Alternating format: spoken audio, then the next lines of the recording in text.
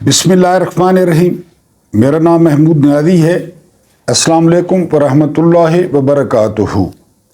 आज आपको एक ऐसे मुल्क के बारे में बताऊंगा जो कि हज़रत अय्यूब अलैहिस्सलाम का मुल्क है, जहाँ पर सोने की टिड्डियों की बारिश हुई थी हज़रत अय्यूब अलैहिस्सलाम के इनाम के तौर पे। इसके अलावा ये वो मुल्क है जिसमें सहरा भी नहीं है और तेल और गैस भी नहीं है, और मज़े की बात है कि ये मशरिक़ वस्ता का एक अरब मुल्क है। इसके अलावा आपके साथ बात करनी थी हज़रत कादी फ़ाइज़ ईसा रहमतुल्लाह अलैह के वालिद साहब के बारे में। आज दो डॉक्यूमेंट आपके सामने रखने थे कि किस तरह जो है वो इनके वालिद कादी ईसा साहब वो पाकिस्तान की जो है तकमील में रुकावट बने, बलूचिस्तान और कल्लात को पाकिस्तान के साथ शामिल नहीं करना चाहते थे, अफरा तफरी और कशीदगी का बायस बने। और सबसे बड़ी बात कि अंजुमन इस्लामिया के किस तरह 27,000 रुपये उस दौर में हड़प करने की कोशिश की, और फिर जिना ने बड़ी मुश्किल के बाद ये पैसे उनसे निकलवाए। और आखिरी हमारा टॉपिक होगा कि अगर इमरान खान ने वो डील कर ली हालात से, सिस्टम से, तो फिर उनकी वो हालत होगी जो कि शहबाज शरीफ की है, यानी वो शहबाज शरीफ बन जाएंगे। आप जानते हैं शहबाज शरीफ की औकात क्या है, वक़्त क्या है। तो सबसे पहले हम जिक्र करते हैं जो है वो कादी ईसा साहब का। काजी ईसा साहब, ये एक ख़त है जो जिना ने वो गुलाम रसूल साहब के नाम लिखा। गुलाम रसूल साहब जो है वो अंजुमन इस्लामिया के अहम ओहदेदार थे। तो जिना ने उनको ख़त में क्या लिखा कि मैं, अल्फाज पे गौर कीजिएगा, ख़त की तारीख है 20 जुलाई 1946, यानी पाकिस्तान बनने से पहले। मोहम्मद अली जिना टू गुलाम रसूल, अंजुमन इस्लामिया। जिना साहब लिख रहे हैं, मैं आखिरकार कादी मोहम्मद ईसा खान से आपके 27,500 रुपये निकलवाने में कामयाब हो गया, जो कि उन्होंने इस्लामिया कॉलेज के फंड्स के तौर पर इकट्ठे किए थे, और अब वो निकलवा कर आपके हवाले करने जा रहा हूं। आग मजीद लिखते हैं कि कादी ईसा, उनका मौक़िफ़ है कि 5,000 रुपये इकट्ठे करने में, सफ़र करने में खर्च हो गए, लिहाजा 27,500 रुपये वो बड़ी मुश्किल से उनसे निकलवाए हैं। ये हैं जनाब, वो मैंने कहा था ना, जिस जाए समन हो जाए जमुन। फ़ाइज़ ईसा आपको जो है वो बड़ा असूलों का पक्का कहेंगे, आइन और कानून का पाबंद कहेंगे, और रोज़ बताते हैं, लाइव आकर रोज़ बताते हैं कि मेरे दौर में ये नहीं हुआ। मैं नरगिसियत का शिकार, अपने आप को पसंद करना। और मज़े की बात यह है कि जो कादी ईसा साहब थे, उनके बारे में भी तहरीक पाकिस्तान के रहनुमाओं का ख्याल था कि ये नरगिसियत का शिकार हैं, ये अपने आप को जो है वो पसंद करते हैं और अपने अलावा किसी को जो है वो लिफ्ट नहीं कराते। बहरहाल उन्होंने अंजुमन इस्लामिया के नाम पर जो है वो 32,500 रुपया जमा किया फंड, फिर उसको हड़प करने की कोशिश की। फिर आगे से आपको पता है जिना थे, और फिर जिना किस पाए के वकील थे ये भी आप जानते हैं। तो जिना ने उनसे 27,500 रुपये वो निकलवा लिए, जबकि जस्टिस कादी फ़ाइज़ ईसा साहब एक टऊट आज़म क़य्यूम सिद्दीकी को 48 घंटे का इंटरव्यू दे चुके हैं, और उस 48 घंटों में 48 मिनटों में, 48 मिनट का इंटरव्यू, और उन 48 मिनटों में उन्होंने अपनी बाप की शान में कसीदे पढ़े हैं कि मेरा बाप और पाकिस्तान बनाने में ये और वो, ये असलियत, ये ख़त है कि वो, اور پیسے کتنے تھے؟ 32,500. یا تو ہم کہتے نا کہ کوئی اتنی بڑی جو ہے وہ اماؤنٹ تھی کہ جی وہ اپنا ایمان بیچ دیتے. ظاہر ہے اس وقت یہ بڑی اماؤنٹ تھی. پھر 2 فروری 1947 کو یہ جواب دیا جو ہے وہ انجمن اسلامیہ نے کہ آپ نے اتنی زیادہ مصروفیات کے باوجود قاضی محمد عیسیٰ خان سے پیسے نکلوائے، جس پر انجمن اسلامیہ آپ کی بہت زیادہ مشکور ہے اور جو ہے وہ امید کرتی ہے کہ آپ سرپرستی جاری رکھیں گے.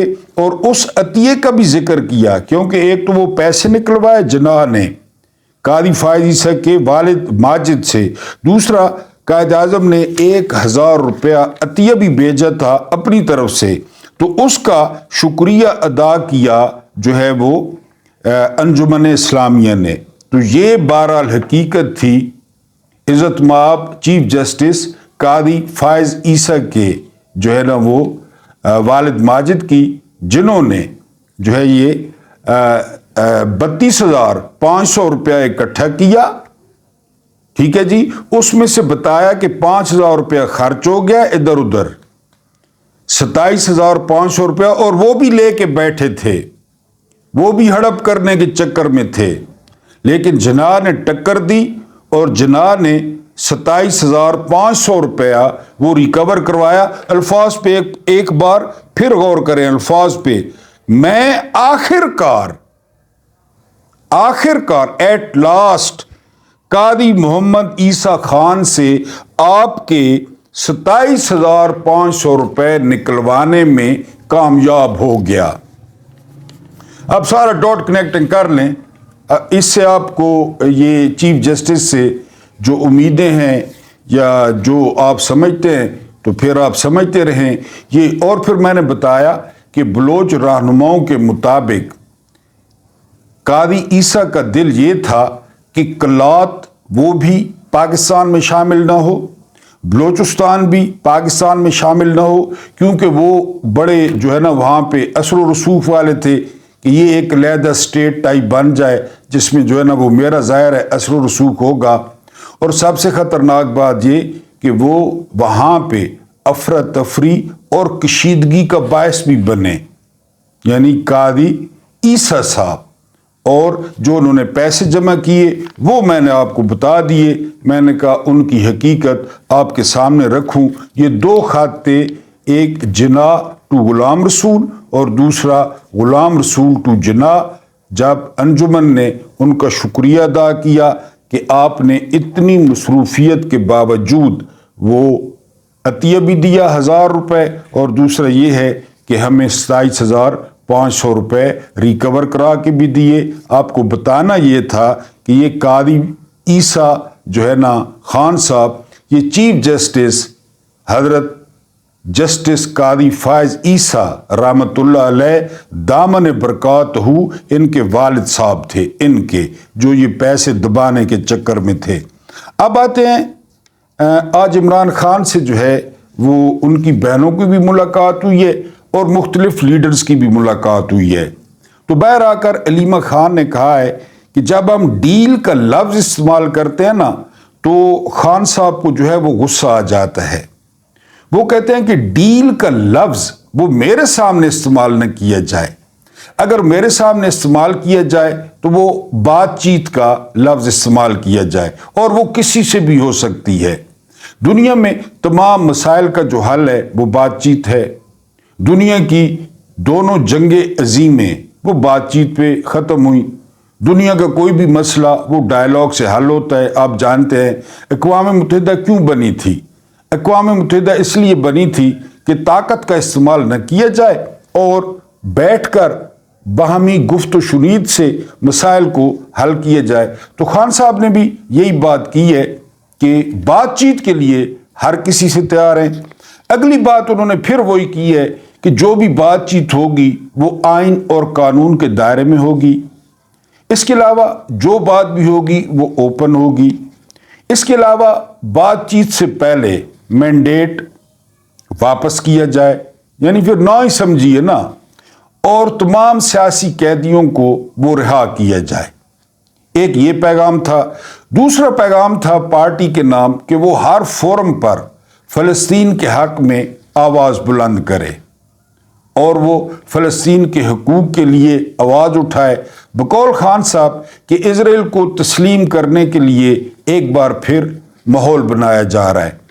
اس کے علاوہ اس سے بھی جو اہم بات تھی وہ یہ کہ مبینہ طور پہ امریکہ کو ایک بار پھر وہ ہوائی اڈے یا تو دیے جا رہے ہیں یا دیے جا چکے ہیں، ان کے خلاف بات کی جائے، ان کے خلاف پریس کانفرنس کی جائے، اور پھر پاکستان کو کسی کی جنگ میں دھکیلنے سے روکا جائے، پاکستان کو کرائے کی بندوق بننے سے منع کیا جائے۔ یہ ایک ان کا پیغام تھا۔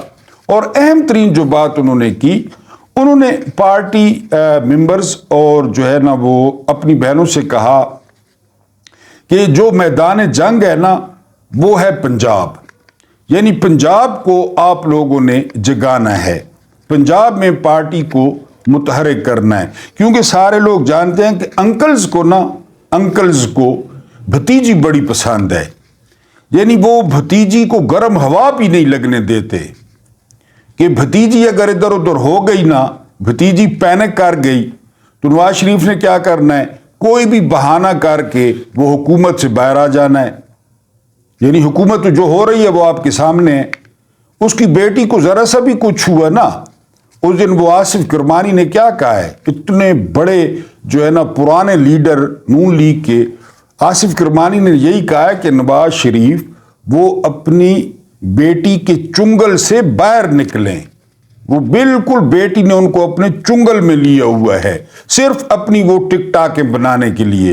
اسے پتہ ہے کہ یہ میں جس طرح وزیر اعلیٰ بنی ہوں، اس کو پتہ ہے وہ تو مہر شرافت سے ہاری ہے، اس کا ابا ہارا ہے تو وہ کس باغ کی کس کھیت کی مولی ہے، یعنی اس کا ابا ہارا ہے، اس کا چاچا ہارا ہے عالیہ حمزہ سے، تو وہ سمجھتی ہے کہ جی بس اب موقع ملا ہے، جتنی ٹک ٹاکیں بنا لے، جتنی جو ہے نا وہ سوٹ ہیں وہ دکھا لے، جتنے پرس ہیں وہ دکھا لے، اور لو لشکر لے کر میں آ جاؤں یہ کہے، اور جو ہے وہ سکولوں میں لو لشکر لے کر گھس جائے۔ یہ کہاں پہ یعنی ملے گا، اور یہ کہاں پہ ہوتا ہے اس نگری کے علاوہ، یہیں پہ ہوتا ہے۔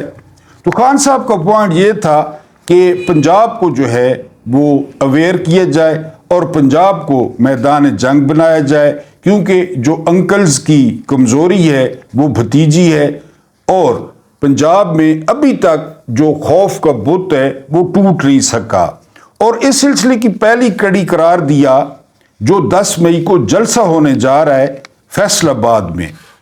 عمران خان نے کہا، کیونکہ یہ دو بندوں نے ذمہ داری لی ہے، ایک وقاص اکرم نے، شیخ وقاص اکرم نے، اور دوسری ذمہ داری لی ہے صاحبزادہ حامد رضا نے، کہ ہم اپنے زور بازو پر، ہم اپنے جو ہے نا وہ بل پر یہ جلسہ کریں گے، گرفتاریاں کرنی ہیں، ڈنڈے مارنے، جو کچھ کرنا ہے کریں۔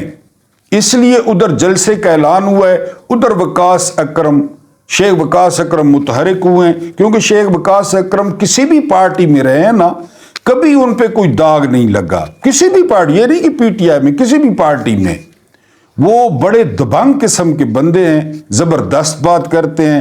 آپ ان کے ٹی وی شوز دیکھ لیں، آپ ان کی پارلیمنٹ کی کارکردگی دیکھ لیں، وہ زبردست بات کرتے ہیں۔ تو اب کیا کیا جی انہوں نے، جب انہوں نے جلسے کا اعلان کیا، یعنی یہ میرا خیال ہے دنیا کی واحد ریاست ہے جو بلیک میلر ہے، ریاست، یعنی ریاست بلیک میل کرتی ہے۔ ادھر انہوں نے جلسے کا اعلان کیا ہے، ادھر کون سا ان کو نوٹس بھیج دیا ہے کہ ایران سے جو تیل سمگل ہوتا ہے اس میں شیخ وقاص اکرم اور ان کے والد کا نام بھی ڈال دیا ہے، کیا آپ اس میں ملوث ہیں؟ پہلے کبھی سنا ہے آپ نے ایسا شیخ وقاص اکرم کا؟ لیکن اب آ گیا نام، کیونکہ انہوں نے جلسہ کرنا ہے فیصل آباد میں۔ یعنی وہ میں ایک پوسٹ پڑھ رہا تھا کہ ایک ٹوٹا سا یا پرانا سا پستول ہوتا ہے کسی بندے کے پاس، تو خدا نہ خواستہ وہ اس پستول کے زور پہ اگلے سے پرس چھین لیتا ہے، موبائل چھین لیتا ہے، کوئی نہ کوئی چیز چھین لیتا ہے۔ یہ دنیا کی ایسی ماٹھی ریاست ہے جس کے پاس ایٹم بم ہے، اور ہر کوئی اسی پہ چڑھا ہوا ہے، ہر طرف سے اسی کو جو ہے نا ڈانٹ پڑتی ہے، اور ایک ایک ارب کے لیے اپنی عیاشیاں اپنی، یعنی میں کئی دفعہ آپ سے سوال کر چکا ہوں کہ آئی ایم ایف سے پیسے مل گئے تو آپ کو کیا ملے گا، آئی ایم ایف سے پیسے نہ ملے تو آپ کو کیا نہیں ملے گا، وہی مزدوری۔ آپ ٹیچر ہیں، ٹیچنگ کریں، آپ ریڑھی والے ہیں، ریڑھی چلائیں، آپ کسان ہیں، کھیتی باڑی کریں، آپ جو ہے نا وہ مزدور ہیں، مزدوری، آپ کو کیا ملنا ہے؟ کچھ بھی نہیں۔ یہ میرا خیال ہے کوئی 23واں یا 24واں پروگرام ہے آئی ایم ایف کا، یہ جو لے رہے ہیں، تو کدھر جاتے ہیں؟ کبھی کوئی آڈٹ ہوا ہے کہ یہ کدھر جاتے ہیں پیسے؟ یہ اربوں ڈالرز کدھر جاتے ہیں؟ ہاں، لوگوں کو لولی پاپ دینے کے لیے نا، یہ ایک دکھانے کا، میٹرو کھڑی کر دی کہ پھر کون بھی اس طرح ہے کہ نظر آئے جی یہ میٹرو دیکھیں جی، یا اورنج ٹرین ادھار پہ کھڑی کر دی، نظر آنے والی چیزیں، نظر آنے والی۔ یہ 100% لٹریسی نہیں کریں گے، صحت نہیں دیں گے، ٹورزم نہیں کریں گے، درخت نہیں اگائیں گے، کسان کو فیسیلیٹیٹ نہیں کریں گے، یہ نظر آنے والی چیزیں، یہ ان کا طریقہ واردات ہے۔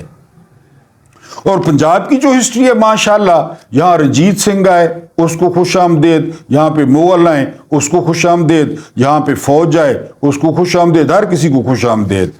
ابھی بھی دیکھیں نا کے پی کے جو ہے نا، کے پی کے میں کچھ کر کے دکھائے نا، کے پی کے میں چوری کیا ہوتا نا مینڈیٹ، یعنی مقصود نشستوں کے نہ ملنے کے باوجود 2/3 جو ہے نا وہ اکثریت لے گئی پی ٹی آئی، اور اس کو پتہ تھا، یعنی 2-3 سیٹوں، ایک انہوں نے امیر مقام کو جتوایا اور ایک انہوں نے وہ اس کو جتوایا نور عالم کو، ورنہ پورے کے پی کے میں ہلتے ہیں آروز، ان کو پتہ تھا۔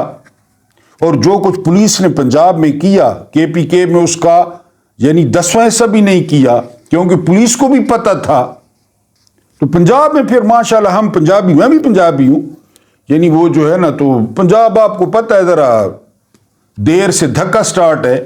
تو خان صاحب نے یہ پیغام دیا ہے کہ پنجاب میں ایک تو فیصل آباد کا جلسہ زبردست کیا جائے، دوسرا پنجاب میں جو درجہ حرارت ہے وہ بڑھایا جائے، اور یہ آپ یقین رکھیں کہ اگر پنجاب میں ہلچل ہوتی ہے، اگر پنجاب جو ہے وہ یہ جلسے وغیرہ شروع ہو جاتے ہیں، کیونکہ اسلام آباد میں بھی اب اوپن سپیس ہے، وہاں پریس کانفرنس ہوتی رہتی ہیں، جو پارٹی کا مین دفتر ہے وہ کھلا ہے، اسی طرح اگر پنجاب میں شروع ہو جاتا ہے، مانی پنجاب رکھتا ہے اور بھتیجی مانی رکھتی ہے، بھتیجی کے لیے انہوں نے کیا کچھ انکلوں نے دو پہ نہیں لگا دیا، کیا کچھ، یعنی 47 سے لے کر آج تک ان کے پاس جو کچھ تھا، پہلے بھی ان پہ مشکل وقت آئے ہیں، لیکن اب تو انہوں نے نا حد کر دی ہے نا بھتیجی کے لیے کہ ہماری بھتیجی خوش رہے، اس کو کوئی کچھ نہ کہے، اس کو گرم ہوا نہ لگے۔ بہرحال یہ عمران خان نے آج کہا ہے، اور جس طرح میں نے فواد چودھری کا آپ کو بتایا، فواد چودھری نے کہا ہے آج لاہور ہائی کورٹ میں کہ اگر عمران خان جو ہے وہ ڈیل کرتے ہیں تو پھر ٹھیک ہے، وہ شہباز شریف بن جائیں گے۔ ڈفرنس کیا ہے؟ ڈفرنس یہی ہے۔ اور غصہ کیا ہے؟ غصہ یہ ہے کہ ہمارے آگے ہم نے تو بڑے بڑے جو ہے نا وہ ایک میرا خیال ہے کسی نے کہا تھا کہ چوہے کی طرح ہم نے جو ہے وہ بھٹو کو لٹکا دیا، چوہے کی طرح، یہ الفاظ استعمال کیے تھے انہوں نے۔ بھٹو بھی کوئی کم بندہ نہیں تھا، لیکن ان کا مزاج وہی ہے کہ ایک بلڈی سویلین وہ ہماری بات نہیں مان رہا، ہم جو کہیں وہ اسی پہ سائن کرے، اسی پہ انگوٹھے لگائے۔ بہرحال یہ تفصیلات تھیں آج جیل کی اور قاضی صاحب کے والد صاحب کی 27,500، اور آپ قاضی صاحب کی باتیں سنیں، آپ قیوم صدیقی والا وہ انٹرویو نکالیں یوٹیوب پہ کہ اپنے والد کے بارے میں صرف نعوذ باللہ انہوں نے پیغمبر باپ کو ثابت نہیں کیا، ورنہ اور کچھ نہیں چھوڑا کہ میرا باپ کیا تھا۔ اور یہ میں نے آپ کو 2 لیٹر بتا دی ہیں، ایک جناح صاحب کا اور ایک غلام رسول صاحب کا کہ جو انجمن اسلامیہ کے وہ پیسے دبا کے بیٹھے تھے اور کتنے انہوں نے روڑے اٹکائے پاکستان بننے میں، یہ آپ کے سامنے رکھ دیا۔ اب جو آپ کو کہا کہ ایک انتہائی خوبصورت بستی لیکن اس کے ساتھ ہی انتہائی بدقسمت بستی، اس کا آپ کے سامنے ذکر کرنا ہے۔ ویری انٹرسٹنگ اور فیکٹس ہوں گے، آپ نے جو ہے وہ دلچسپی لینی ہے۔ یہ ہے مشرق وسطیٰ کا ون اینڈ اونلی لبنان، اور یہ ہے دی پروفٹ آف لیبنن، جس کو ڈاکٹر اقبال نے کہا تھا لبنان کا پیغمبر، خلیل جبران خلیل کا ملک۔ انتہائی خوبصورت ملک ہر لحاظ سے، لیکن انتہائی بدقسمت ملک۔ آدھے حصے پر اسرائیل قابض ہے۔ اب اندازہ کر لیں، لبنان کے آدھے حصے پر اسرائیل قابض ہے۔ اسرائیلی اس کو جہاں قابض ہے نا، گریٹر اسرائیل کہتے ہیں۔ بڑی ایٹمی طاقتاں تے بڑیاں اسلامی اتحاد تے بڑے، بہرحال آدھا حصہ ان کے قبضے میں ہے، اکثریت مسلمانوں کی ہے۔ اس کے شمال میں شام ہے، جنوب میں اسرائیل ہے، اور مغرب میں بحیرہ روم ہے لبنان کے۔ اس کا سب سے لمبا بارڈر وہ شام کے ساتھ ہے جو 430 کلومیٹر ہے۔ اسرائیل کے ساتھ اس کا بارڈر 82 کلومیٹر ہے، اور اس کی 285 کی جو ہے وہ ساحلی پٹی ہے بحیرہ روم کی۔ رقبے کے لحاظ سے 37ویں نمبر پر 37، 10,492 مربع کلومیٹر جو ہے وہ اس کا رقبہ ہے۔ اس کے علاوہ جی 70 لاکھ یہاں کی آبادی ہے، تھوڑی آبادی ہے، ہمارے ایک شہر کی کروڑ ہے، کیونکہ قبضہ جو ہے آبادی کے لحاظ سے یہ 112ویں نمبر پر ہے دنیا میں۔ 93% جہاں پہ عرب ہیں، 4% جہاں پہ آرمینین ہیں، آرمینیا سے جن کا تعلق ہے، 70% مسلمان ہیں، 20% عیسائی ہیں، 5% جہاں پہ یہودی ہیں۔ آدھے ملک پہ قبضہ کر رکھا ہے اور 5% جہاں پہ رہتے ہیں۔ اب بغیرتی کا اندازہ کریں عربوں کا۔ یہودیوں کے لیے بہت امپورٹنٹ جگہ ہے یہ۔ بیروت میں امریکی یونیورسٹی 1856 میں قائم ہوئی۔ بیروت دارالحکومت ہے لبنان کا، خوبصورت ترین شہر ہے دنیا کا۔ اگر آپ نے لبنان اور بیروت کو پوری طرح پڑھنا ہے اور انجوائے کرنا ہے تو مستنصر حسین تارڑ، ان کا سفر نامہ ہے لبنان کا، وہ آپ پڑھیں، آپ لطف اٹھائیں گے ایک ایک لائن سے، کیونکہ میرے پاس تو اتنا وہ نہیں ہوتا نا مارجن کہ میں آپ کو بتا سکوں۔ بہرحال میں آپ کو تھوڑا سا تعارف کرا دیتا ہوں۔ عالمی طاقتوں نے 1943 میں آزادی تو دے دی، اب یہ چال دیکھیں، 1943 میں لبنان کو آزادی مل گئی، لیکن معاہدے کے مطابق جو صدر ہے وہ عیسائی ہوگا، 97% جو ہے نا، 70% مسلمان ہے، صدر عیسائی ہوگا، اور جو سپیکر ہوگا وہ شیعہ ہوگا۔ یہ معاہدہ ہے۔ اس کی تاریخ اتنی قدیم ہے جتنا انسان قدیم ہے، اتنا قدیم ہے یہ ملک، اور اس سرزمین کو پیغمبروں کی سرزمین کہا جاتا ہے لبنان کو۔ حضرت ایوب علیہ السلام کو یہاں پہ بنی اسرائیل کی طرف مبعوث فرمایا گیا۔ انجیل میں ایک مکمل باب ہے حضرت ایوب علیہ السلام کا اور ان کی تبلیغ کا۔ جس غار میں حضرت ایوب علیہ السلام بیمار رہے، وہ شوف نامی پہاڑ یہاں پہ موجود ہے، وہ غار بھی موجود ہے۔ پہاڑ کا نام ہے شوف، جہاں پہ آپ نے بیماری کاٹی۔ حضرت ایوب علیہ السلام کی جو مین بات تھی نا، یا اہم بات، ایک تو وہ پیغمبر تھے، دوسرا حضرت ایوب علیہ السلام اس دور کے کروڑ پتی تھے۔ کس طرح؟ ان کا اتنا بڑا گلہ تھا، یعنی ریوڑ، بھیڑیں، بکریاں، اونٹ، کہ وہ گننے میں بھی نہیں آتا تھا۔ گننے میں بھی ایوب علیہ السلام کا اتنا بڑا ریوڑ تھا کہ وہ گننے میں بھی نہیں آتا تھا۔ اور دنیا کی کون سی نعمت تھی جو حضرت ایوب علیہ السلام کو حاصل نہیں تھی، لیکن پھر آپ کو پتہ ہے اوپر والا آزماتا ہے۔ حضرت ایوب علیہ السلام کو آزمایا گیا اور ایک موذی مرض میں یا بیماری میں مبتلا کر دیا گیا۔ یہ وہی غار ہے شوف کے پہاڑ میں جس میں حضرت ایوب علیہ السلام کو آزمائش میں ڈالا گیا۔ تمام خاندان ساتھ چھوڑ گیا سوائے آپ کی بیوی کے۔ صرف آپ کی بیوی آپ کے ساتھ تھی جو آپ کا کھانا لاتی، اور مختلف کتابوں میں لکھا ہے کہ ایوب علیہ السلام کو کیڑے پڑ گئے تھے، اور جب کیڑے حضرت ایوب علیہ السلام کے جسم سے نیچے گرتے تو ایوب علیہ السلام ان کیڑوں کو اٹھا کر پھر جسم پہ چھوڑ دیتے کہ تم کو یہ حکم ہے کہ ایوب کو کھاؤ، لہذا نیچے کیوں گرتے ہو؟ ایوب علیہ السلام کیڑوں کو اٹھا کر پھر جسم پر اپنے چھوڑتے تھے۔ آپ وہاں پہ عبادت کرتے رہے غار میں۔ ایک دن آپ کو حکم ہوا کہ اپنے پاؤں کو زمین پر زور سے مارو۔ حضرت ایوب علیہ السلام نے زور سے زمین پہ پاؤں مارا، وہاں سے چشمہ پھوٹ پڑا، میٹھے پانی کا، ٹھنڈے پانی کا۔ پھر آپ کو حکم ہوا کہ اس پانی میں غسل کرو۔ آزمائش پوری ہو گئی تھی، آپ نے ایسے ہی کیا، مکمل شفا یاب۔ جب آپ کی بیوی آئی تو آپ سے پوچھتی ہیں کہ آپ نے یہاں پہ اللہ کے نبی کو دیکھا ہے؟ وہ پہچان نہیں پائیں، جس حالت میں چھوڑ کے گئی تھی آپ آئی ہیں۔ تو حضرت ایوب علیہ السلام بالکل صحت مند تھے۔ آپ نے فرمایا میں ہی اللہ کا نبی ہوں، اور اس آزمائش پر پورا اترنے کی خوشی میں پہلی دفعہ زمین پر اور لبنان کی سرزمین پر مکڑیوں، سونے کی مکڑیوں کی بارش ہوئی۔ مکڑیاں تھیں لیکن سونے کی، کیونکہ ایوب علیہ السلام کو بہت کچھ برباد ہو گیا تھا، وہ سارا ریوڑ شیوڑ۔ تو انعام کے طور پہ آسمان سے سونے کی مکڑیوں کی بارش ہوئی، یہ صبر کا انعام تھا۔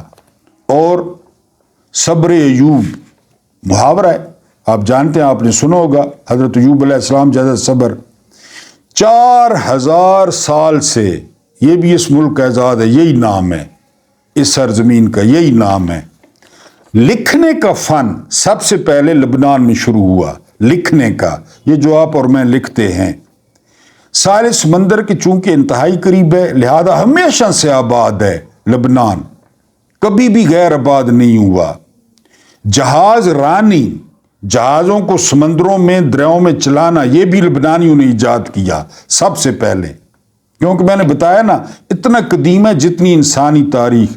کئی پیغمبروں کو یہاں پہ مبعوث فرمایا، اور کئی انبیاء کی یہ گزرگاہ تھی یہ لبنان۔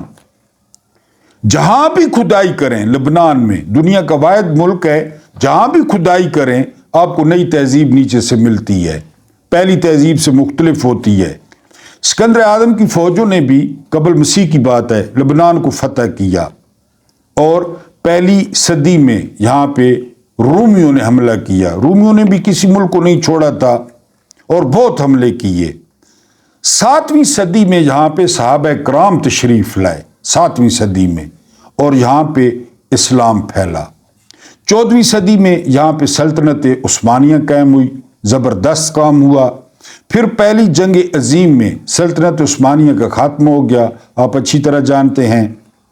لبنان پر فرانس کا قبضہ ہو گیا، اور اس وقت لیگ آف نیشنز، جو اب اقوام متحدہ ہے، پہلے اس کا نام لیگ آف نیشنز تھا، انہوں نے فرانس کی کالونی کے طور پہ لبنان کو تسلیم کر لیا کہ لبنان آج سے فرانس کی کالونی ہے۔ ان کے باپ کا راج تھا، چونکہ سلطنت عثمانیہ ختم ہو گئی۔ فرانس نے عیسائیوں کو ہر معاملے میں آگے رکھا، تعلیم، خوراک، عہدے، اور اسی وجہ سے جو آگے معاہدہ ہوا نا، اس معاہدے کی روح سے کہ صدر کرسچین ہوگا، جو 1943 میں معاہدہ ہوا۔ پھر 1975 میں، جس طرح میں نے کہا کہ بدقسمت ترین 1975 میں یہاں خانہ جنگی جو ہے وہ چھڑ گئی، اور خانہ جنگی نے جو ہے وہ اس کو، ملک کو ہر لحاظ سے وہ تباہ و برباد کر دیا، اپنے اپنے علاقے قائم ہو گئے، یہ علاقہ فلاں کا ہے، یہ علاقہ فلاں کا ہے، اس طرح۔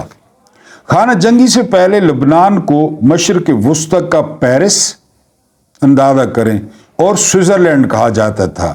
خانہ جنگی سے پہلے یہ صورتحال تھی۔ سرکاری نام ریپبلک آف لبنان ہے۔ لوگوں کا رنگ دودھیا ہے۔ کیوں دودھیا ہے؟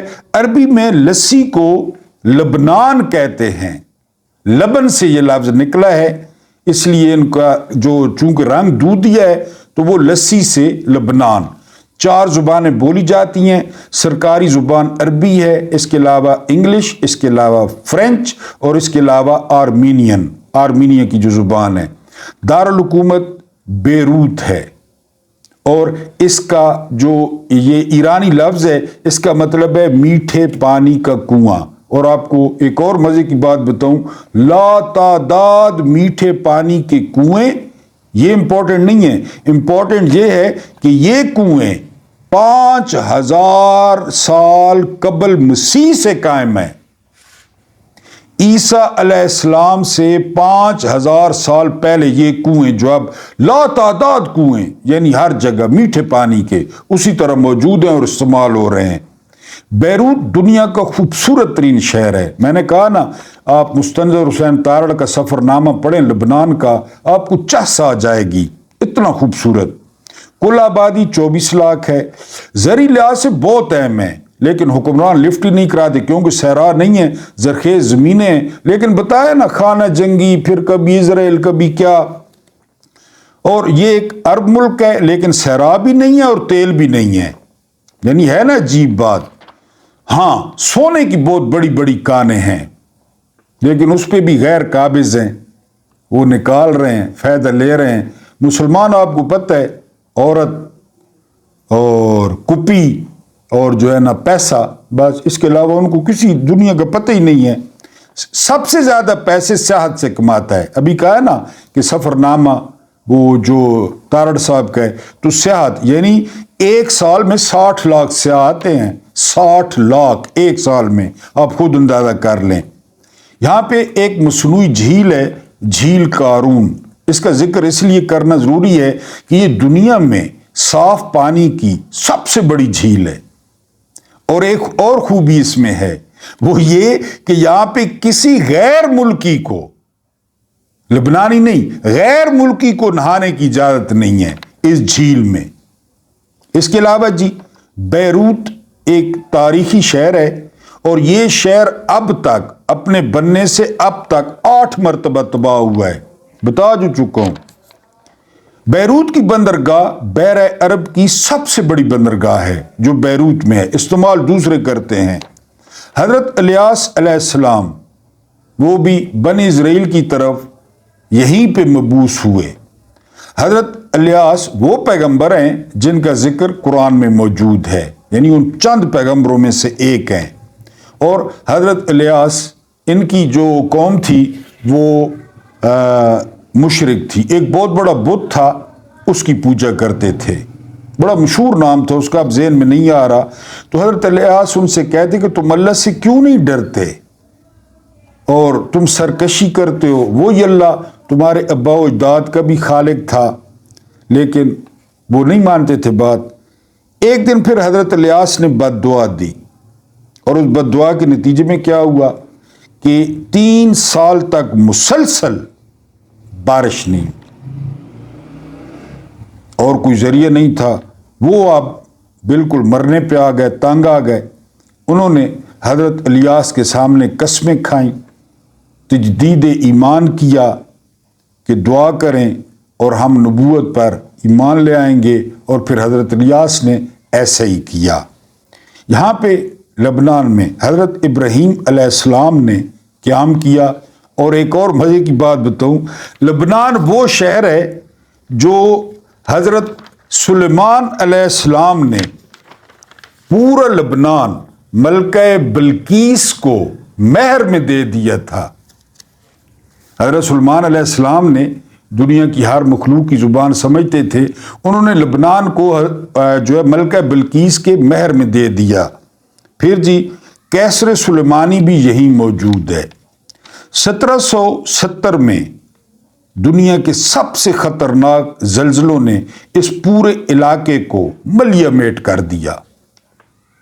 पैगंबरों के बाद जिक्र है एक पॉर्न स्टार मियां खलीफा, बड़ी खबरों में इन रहती है और नौजवान नस्ल को पता भी होगा, उसका ताल्लुक लबनान से है। और उसका एक चश्मा, जिस तरह मैंने पहना हुआ है तो 250 रुपये ना है, तो एक चश्मा जो है वो 1,31,00,000 में, कदरदान देखे ना, पॉर्न स्टार है, ब्लू फिल्मों की अदाकार है, और कदरदानों ने कितने का चश्मा खरीदा? 1,31,00,000 का। मैं अगर आपको कहूं मैंने 250 को लिया तो आप कहेंगे कि 150 ना लेना है, हम 150 ना लेना, यानी 100 से भी कम देंगे। इसका 1,32,00,000 का चश्मा बिका है, वाइट कलर का है, पॉर्न स्टार। आप हालात का अंदाजा कर लें दुनिया का। एक और दिलचस्प बात आपको बतानी थी, पाकिस्तान के साबिक वजीर आजम जुल्फकार अली भुट्टो की बहू, कौन सी भला? गनमा भुट्टो, उनका ताल्लुक भी लबनान से है। ये मीर मुर्तज़ा भुट्टो की बीवी जो है ना वो हैं, अभी सिंध में है, और इनकी बड़ी मशहूर बेटी आपने देखी होगी, फातिमा भुट्टो, और इनका एक बेटा है बड़ा कंट्रोवर्शियल सा, जुल्फकार अली भुट्टो जूनियर, मीर मुर्तज़ा भुट्टो का बेटा है, जुल्फकार अली भुट्टो का पोता है। वो अमेरिका में कोई नाच गाना करता है, औरतों वाला लिबास पहन के, और नथलियाँ शथलियाँ भी पहनी हुई हैं, बड़े लोग हैं। बहरहाल जी, एक और दिलचस्प कानून है लबनान में। लबनान में अगर खुदा न खास्ता किसी लड़की के साथ कोई ज्यादती करता है तो उसकी सजा ये है कि अब उसको उस लड़की से शादी करनी होगी। ये लबनान में सजा है। और फिर फांसी का अड्डा, अभी बताया ना मियां खलीफा की ऐनकों का, ये इसके बारे में कहा जाता है कि ये दिन के वक्त अरब होता है, दिन के वक्त, और रात को ये लॉस वेगस बन जाता है, यूरोप बन जाता है। ये मशहूर है लबनान के बारे में, दिन के वक्त अरब, रात को लॉस वेगस या यूरोप। यहाँ पे शराब, जुआ, जिस्म फरोशी, डिस्कोज पूरी रात लबनान में। इसके बाद ट्रंप का जो दामाद है, वो अनवेका ट्रंप है या अनवोका ट्रंप है, उसकी बेटी, उसका जो है ना घर वाला वो भी यहाँ का है, लबनान का। और जिस तरह मैंने बताया कि सबसे मशहूर चीज़ यहाँ की ये है, अंबिया का जिक्र तो हो गया कि दिन के वक्त अरब और रात के वक्त यूरोप। अल्लाह पाक बचाए जी। फिर चश्मा जितने का बिका, मेरा ख्याल है आपको पसंद आया होगा। अल्लाह पाक आप लोगों को आसानियाँ अता फरमाए, आसानियाँ बांटने की तौफीक अता फरमाए। मुझे बर्दाश्त करने का बहुत बहुत शुक्रिया।